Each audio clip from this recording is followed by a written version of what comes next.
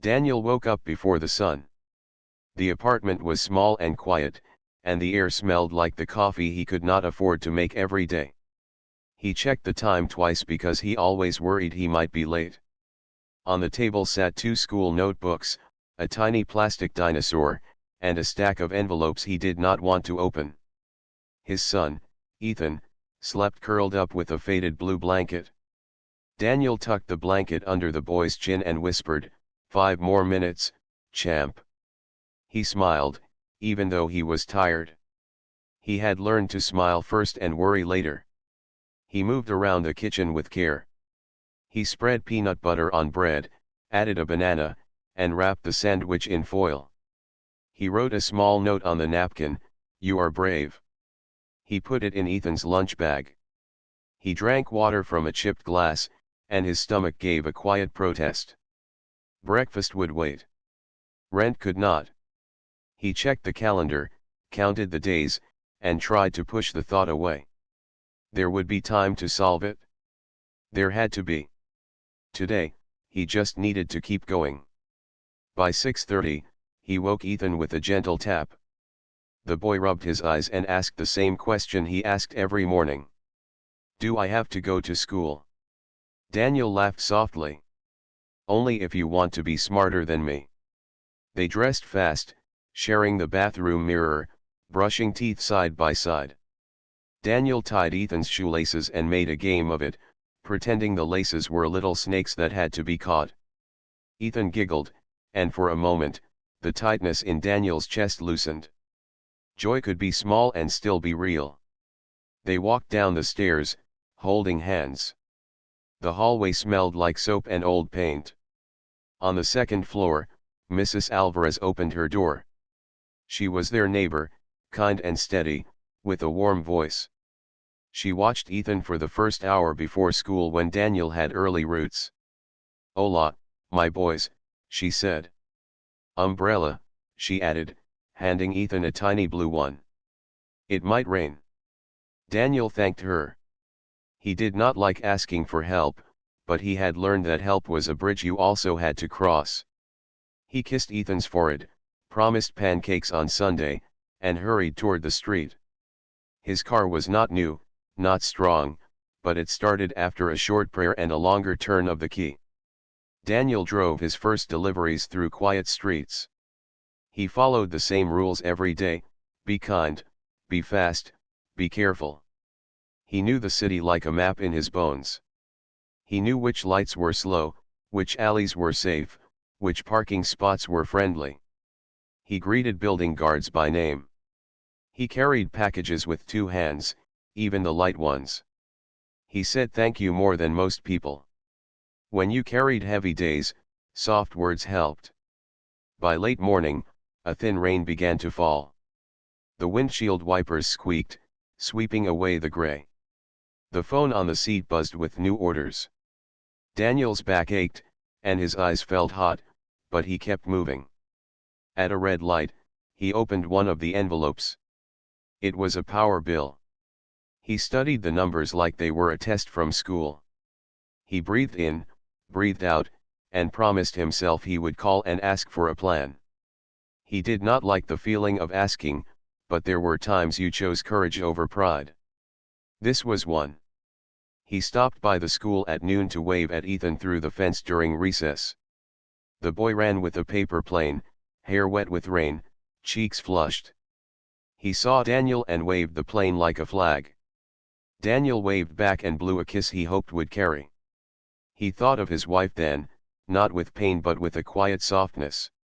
She had been kind. She had been brave through her illness. He had learned from her that love is work, and work is love. He carried that lesson every day, like another set of keys in his pocket. The afternoon grew busier. He delivered to a clinic where a tired nurse smiled at him and said, "You're a lifesaver." He delivered to a printing shop that smelled like ink and hot paper. He delivered to an office where a manager made a joke about the rain, and Daniel laughed because laughing cost nothing. When a package was heavier than expected, he lifted with his legs. When stairs were long, he counted them. When he made a wrong turn, he forgave himself fast. He had learned how to be on his own side, even when the world was not. At 4:30, the dispatcher added a last-minute route across the river. "Sorry," the text read. "We're short today." Daniel typed back, "On it." He checked the fuel gauge and sighed. The needle flirted with empty. He put in a few dollars at a gas station and avoided looking at the snack shelf. As he tightened the gas cap, Mrs. Alvarez called to say she had picked up Ethan from school. "Take your time," she said. "We're making hot chocolate." He thanked her again and promised to bring back the mug tomorrow. He put the car in drive and followed the river road. The sky turned a deeper gray. Street lights came on early, glowing like cautious stars. The rain tapped louder on the roof and made tiny rivers along the curb. The city moved slower, as if it, too, was tired. Daniel rolled his shoulders to shake off the stiffness. He hummed a song he half remembered from Ethan's cartoons. The road curved toward the bridge. He liked that bridge. In the right light, the river below looked like silk. In the wrong light, it looked like steel. Today, it looked like both. He parked near the delivery address, dropped off the package, and walked back. Before starting the engine again, he paused. He sat with his hands on the wheel and let the wipers keep time. He thought about pancakes on Sunday. He thought about the note on the napkin in Ethan's lunch bag. He thought about the bill, and about calling the utility tomorrow, and about asking a friend if he knew of extra hours. He took a breath that filled his ribs. He had survived many hard days by breaking them into small pieces. This moment was one small piece. He reached for the key, then stopped. He felt pulled to step out for air. He grabbed his jacket and stood in the rain for a minute. The cool drops on his face woke him up without coffee. He walked toward the railing and looked at the wide, moving water. It was not a quiet river, not in the rain. It spoke in rushes and whispers. Trucks rolled behind him on the bridge, their tires singing on the wet road. Daniel leaned his elbows on the rail and said a simple prayer, the same one he always said. "Give me strength for the next right thing." He did not ask for miracles. He asked for enough. As he turned to go, he noticed someone a little further down the walkway. A slim figure, standing very still, wearing a light jacket that was already drenched. The person's hair stuck to the sides of their face.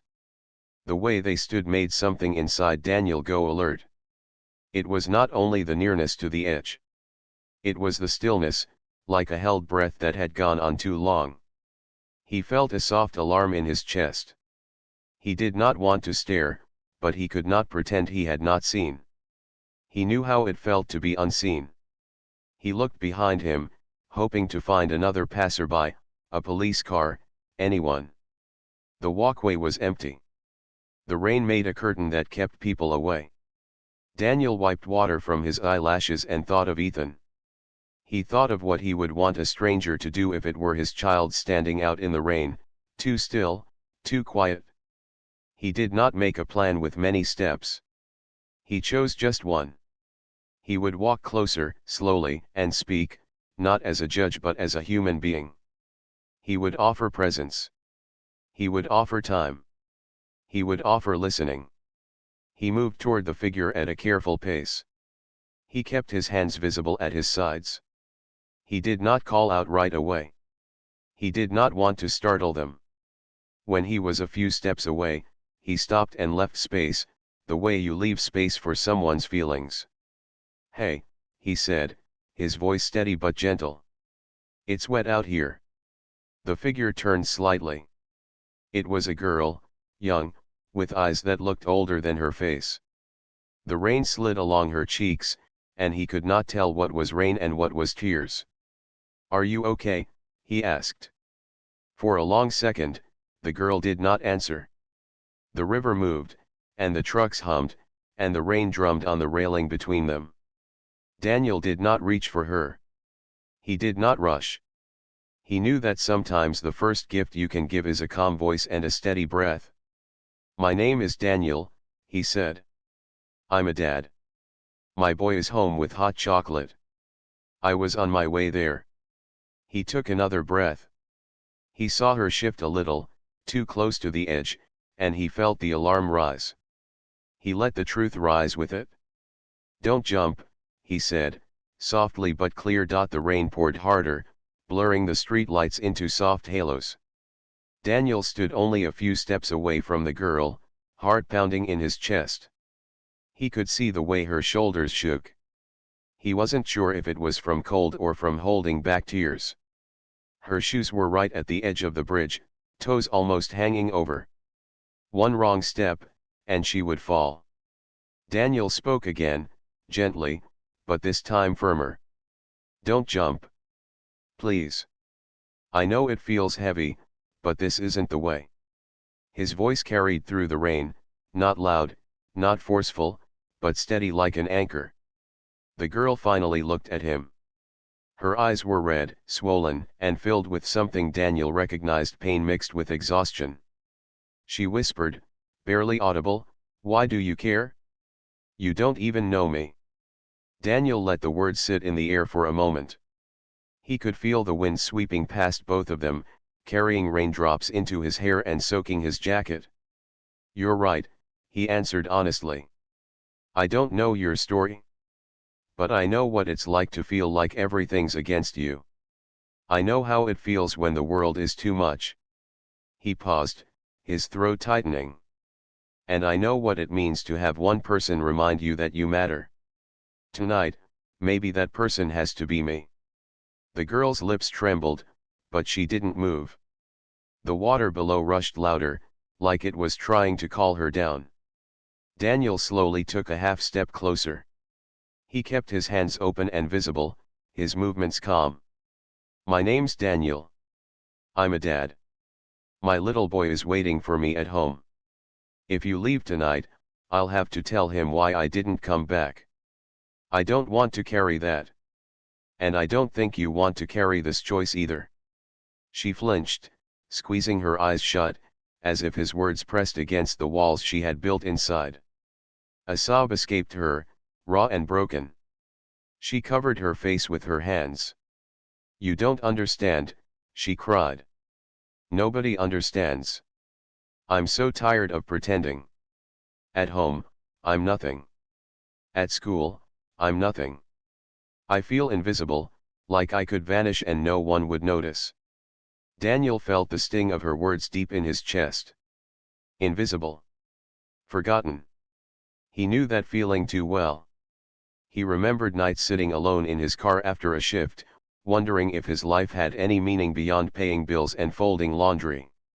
He remembered losing his wife and believing he would never find light again. "I see you," Daniel said softly. "Right now, in this rain, I see you. You're not invisible to me. You're a person who deserves to be here. Even if you don't believe it yet, I do." She lowered her hands slowly, her eyes glistening. The river's voice roared under them, but Daniel's voice cut through, steady and calm. "Take my hand," he urged gently, extending his arm but not forcing it. "Step back with me. Just one step. That's all I'm asking." The girl hesitated, her body frozen between two choices. Daniel's hand waited in the space between them, patient and open. His fingers trembled, not from fear but from the hope that she would trust him. For what felt like an eternity, nothing happened. Then, with a sudden sob, she reached out. Her cold, wet fingers slipped into his palm. Daniel tightened his grip instantly, pulling her toward him, away from the edge. She stumbled into his arms, and he wrapped his jacket around her trembling shoulders. They both sank to the ground, knees against the wet concrete. She buried her face against his chest, her cries muffled by the storm. Daniel held her as if she were his own daughter. He didn't say much. He didn't lecture. He simply kept whispering, "You're safe now. You're not alone. You're safe." Minutes passed, maybe longer. The storm began to soften, the rain easing into a mist. Cars rolled by on the bridge, unaware of the moment that had just unfolded. Daniel's heart finally slowed, though his clothes clung to him like a second skin. He didn't mind. What mattered was that she was alive, still here. When her crying finally softened into small hiccups, Daniel tilted his head down and asked gently, "Can you tell me your name?" She hesitated, then whispered, "Sophia."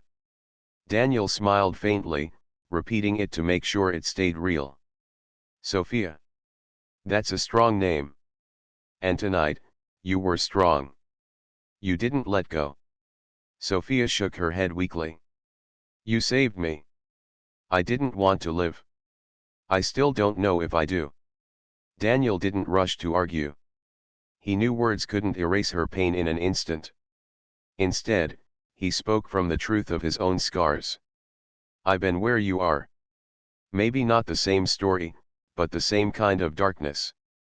When my wife passed, I thought I wouldn't make it. I thought my son would grow up without me. But every day, I told myself just one more step. One more day. I didn't heal overnight, but I'm still here. And so are you."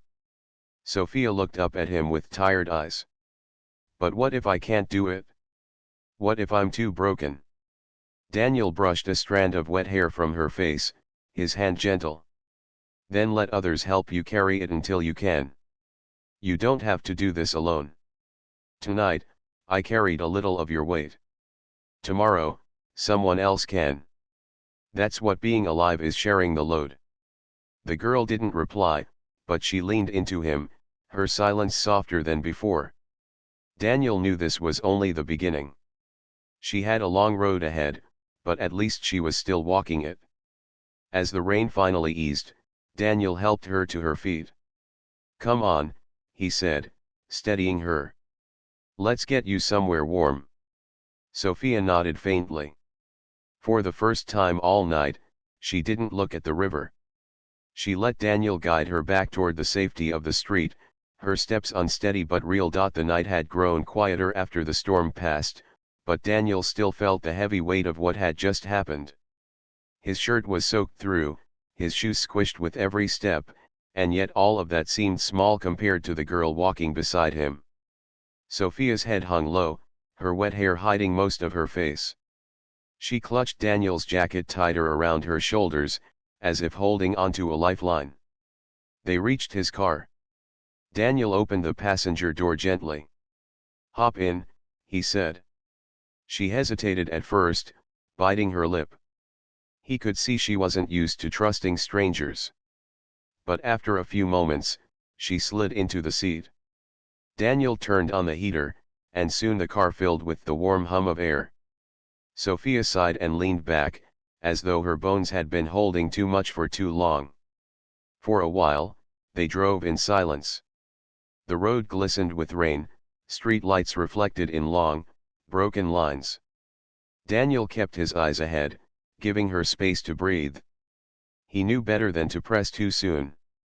But he also knew silence could sometimes trap pain inside.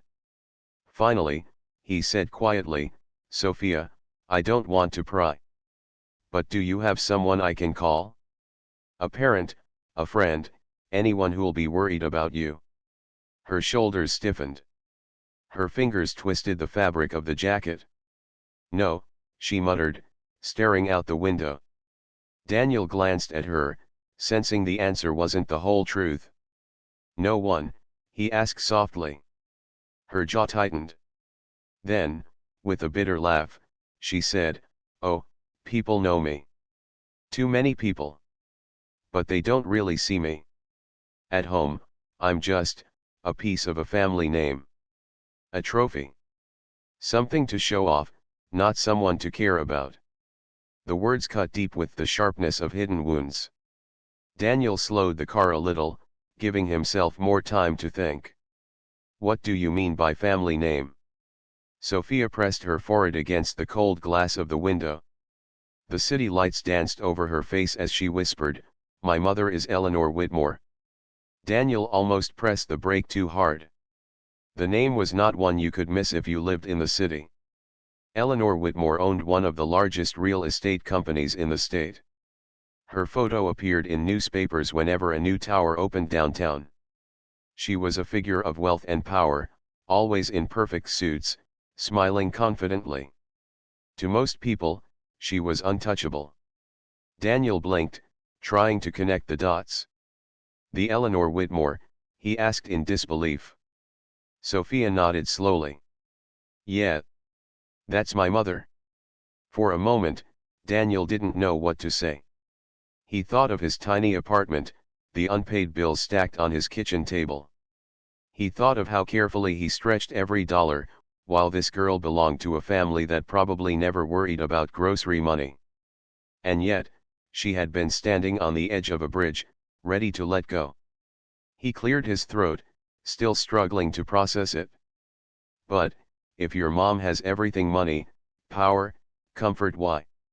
He stopped himself, realizing the question might sound cruel. Sophia gave a bitter smile that didn't reach her eyes. You think money fixes loneliness? You think having a driver, a private school, fancy vacations means you feel loved? It doesn't. It just means you look shiny on the outside while falling apart on the inside. At home, my mother is too busy to notice me.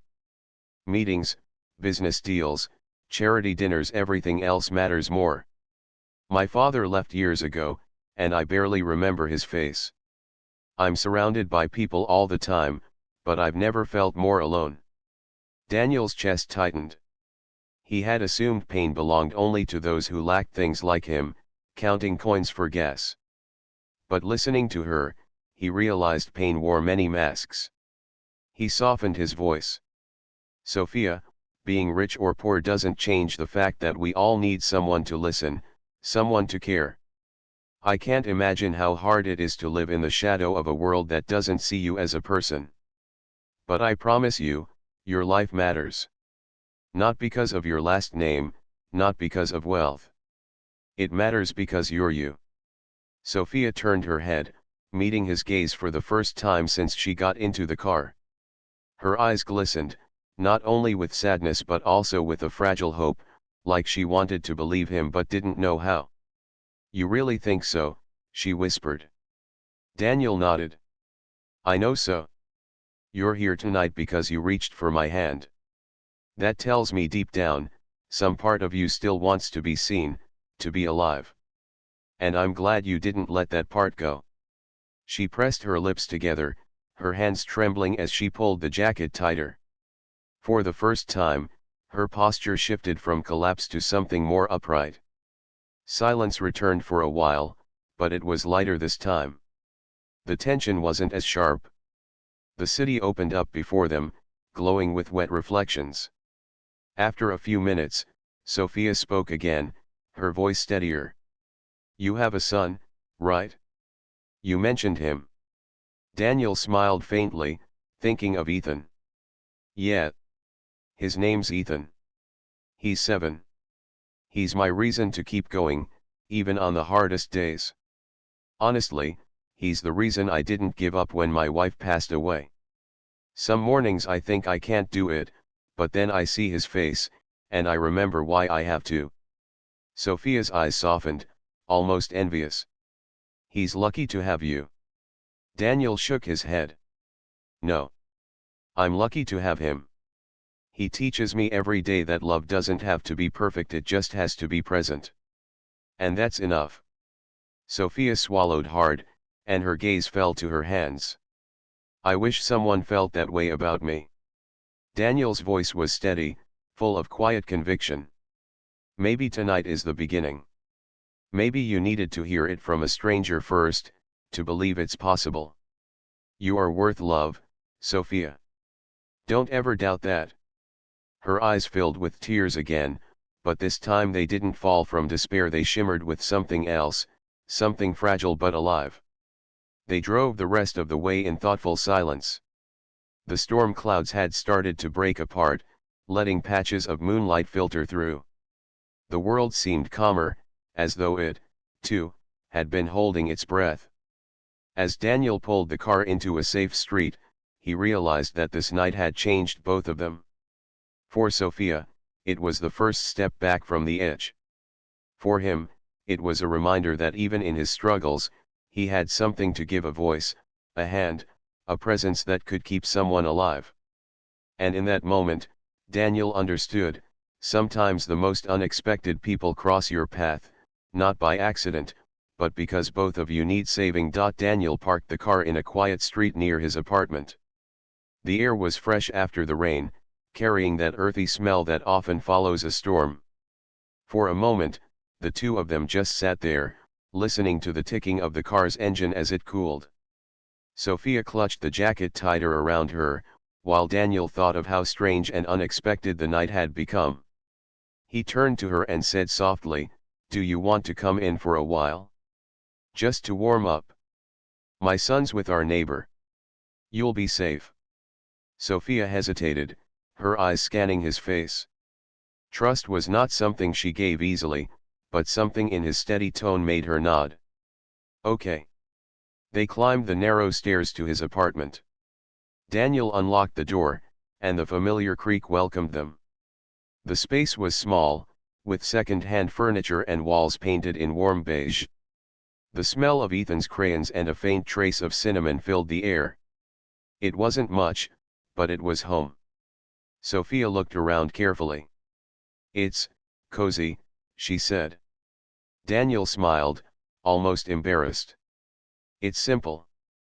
But everything here means something to us." He gestured toward the small bookshelf stacked with Ethan's drawings and storybooks. "That's my boy's world." As if on cue, the door next door opened, and Mrs. Alvarez peeked in, holding Ethan's hand. "He's been asking for you, Daniel," she said with a kind smile. Ethan ran up and hugged his father tightly. Daniel knelt to his son's level, whispering, "Missed you, champ." Sophia watched silently. There was a softness in her eyes, a longing. She saw the warmth between father and son, something she had craved her entire life. Ethan looked up at her curiously. "Who's this?" Daniel placed a reassuring hand on Sophia's shoulder. "This is Sophia. She's a friend. She needed some company tonight." Ethan grinned, the kind of grin only children can give without hesitation. "Hi, Sophia. Do you like dinosaurs?" He held up his little toy, a green T-Rex missing one leg. Sophia blinked, then gave a small laugh, the first genuine laugh Daniel had heard from her. "I think dinosaurs are awesome," she said, crouching to Ethan's level. He beamed, instantly deciding she was acceptable. Daniel felt a strange sense of peace watching the exchange. It was as though Ethan had pulled Sophia out of the heavy fog she carried, even for a brief moment. They settled inside. Daniel made hot chocolate for everyone. He placed the mugs on the table, mismatched but clean, and Ethan proudly showed Sophia his crayon drawings. "This one's a rocket," he explained. "One day I'll go to space. Dad says I can do anything." Sophia traced the bright lines on the paper, her voice soft. "That's really good, Ethan." Her smile faltered as she whispered, "My mom never had time to look at mine." She hadn't meant to say it out loud, but the words slipped free.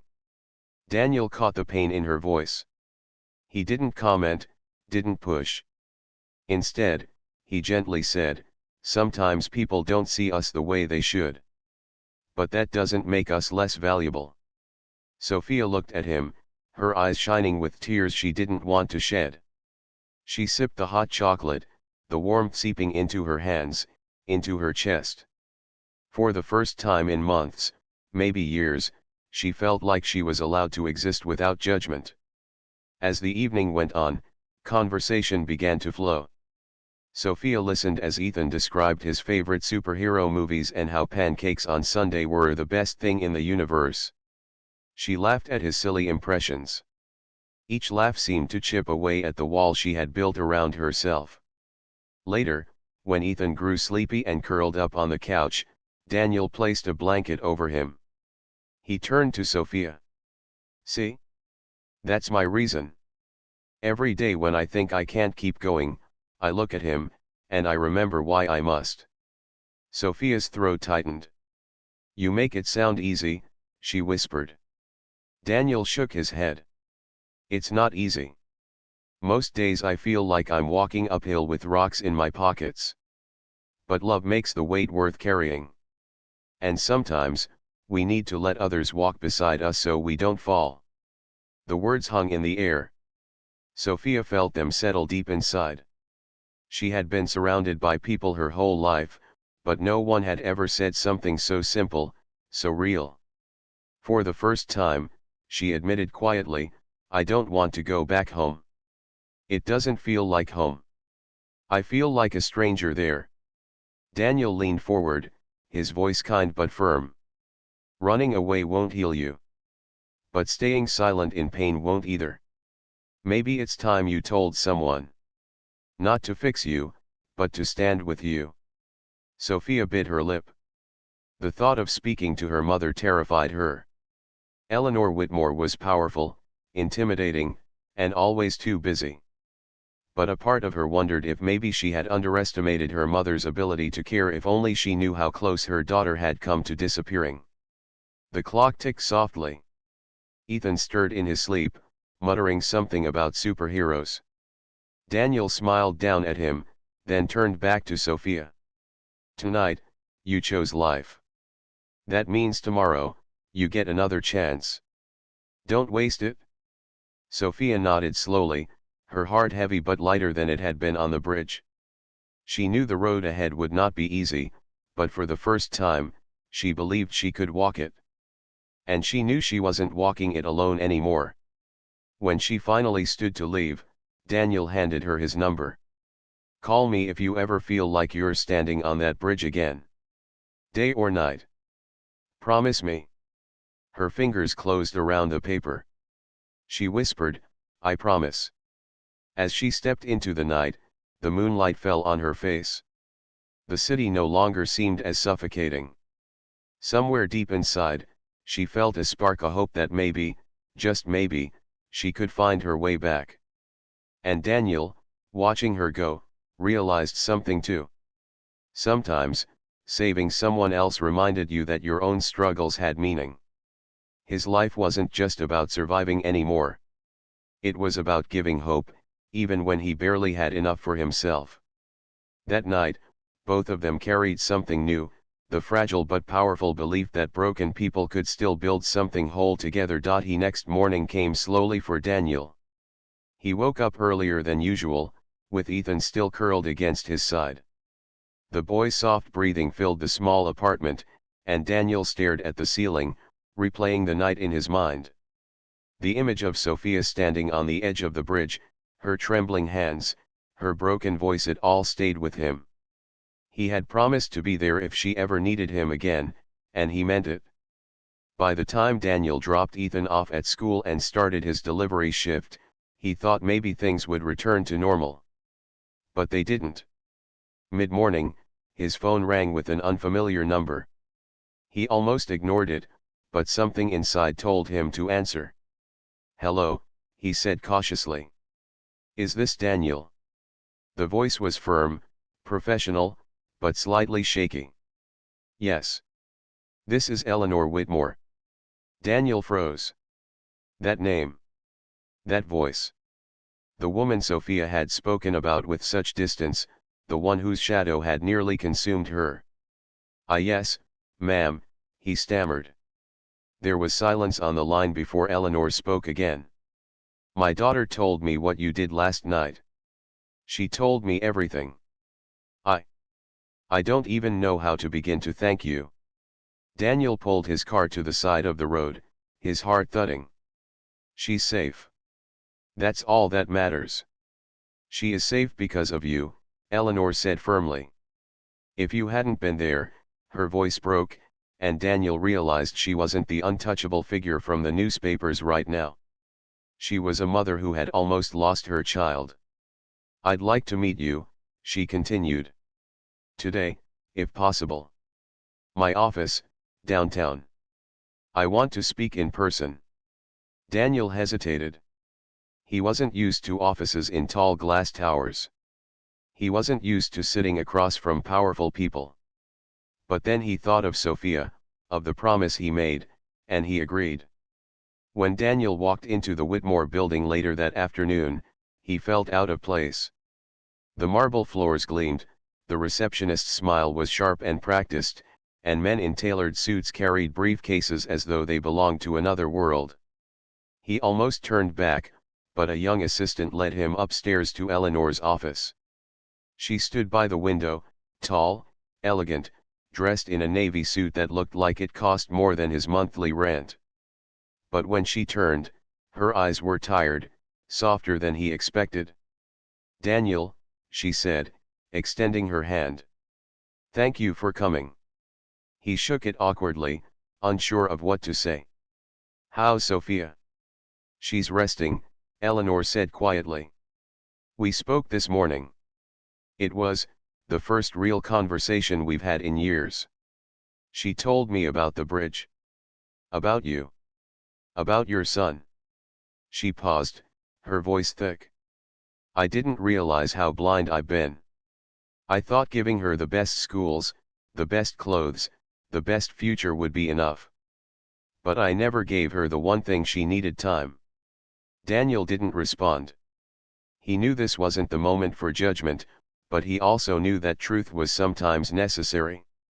"She needs you," he said simply. "Not your money, not your name. Just you." Eleanor swallowed hard. "I know. And I want to change. I will change. Last night scared me more than anything in my life." She took a deep breath and then studied Daniel carefully. "She trusts you. She said you made her feel seen. That means more than you realize." Daniel shifted uncomfortably. "I just did what I hoped someone would do for my son if he was in her place." That answer seemed to move Eleanor deeply. She walked to her desk, picked up a folder, and placed it in front of him. "Daniel, I don't usually do this, but I want to help you, too. I know you work hard, but I also know it's not enough. Your son deserves stability. You deserve rest." He frowned slightly, confused. "What do you mean?" "I want to offer you a position at my company," she explained. "It's not charity. You've proven you have integrity, compassion, and strength. Those are qualities I want in my team. It comes with a good salary, benefits for you and your son. A fresh start." Daniel's mouth went dry. A steady job, one that could take him out of the endless grind of deliveries, one that could give Ethan more than just survival. It sounded like a dream. But part of him hesitated. "Why me? You don't even know me." Eleanor smiled faintly. "I know enough. You saved my daughter's life. You gave her something I couldn't. That tells me more about your character than any resume." Daniel sat in silence, the weight of her words pressing on him. He thought of Ethan, of bills that no longer needed to pile up, of Sunday pancakes without counting coins. And then he thought of Sophia, who now had a chance to rebuild her life with her mother by her side. Finally, he nodded slowly. "If this is real, then yes. I'll accept. But I don't want to stop being me. I don't want to forget what it means to struggle, because it taught me how to care." Eleanor's eyes softened. "I wouldn't want you to change who you are. That's exactly why I want you with us." Weeks later, Daniel's life began to shift. He worked regular hours now, not endless shifts behind the wheel. He had time to pick up Ethan from school, time to help with homework, time to sit at the table without worry pressing into his chest. Sophia visited often. She and Ethan became unlikely friends, laughing over cartoons, sharing snacks, playing games. The shadows in her eyes hadn't disappeared, but they were lighter now. Sometimes, Daniel caught her looking at her mother with new hope, hesitant but real. Eleanor, for her part, made visible changes. She cleared her schedule to be present, learned to listen, and let her daughter guide her into being a mother again. One evening, as Daniel watched Sophia and Ethan build a tower of blocks in the living room, he realized something powerful. The night on the bridge wasn't just about saving Sophia, it had been about saving all of them in different ways. Sophia found a reason to stay. Eleanor found a reason to change. And Daniel found a reminder that his own struggles had meaning beyond survival. Life hadn't become perfect. There were still bills, still worries, still days that felt heavy. But there was also gratitude, laughter, and a sense of connection that no money could buy. And sometimes, late at night, when Daniel thought about the words he had spoken on the bridge, "Don't jump," he understood them in a deeper way. They weren't just words for Sophia. They were words for himself, for anyone who had ever stood on the edge of giving up. Because life was worth holding onto, even when it hurt. And sometimes, all it took was one voice, one hand, one act of kindness to remind you that tomorrow could be different. Daniel had become that voice for Sophia. And in saving her, he had discovered his own new beginning.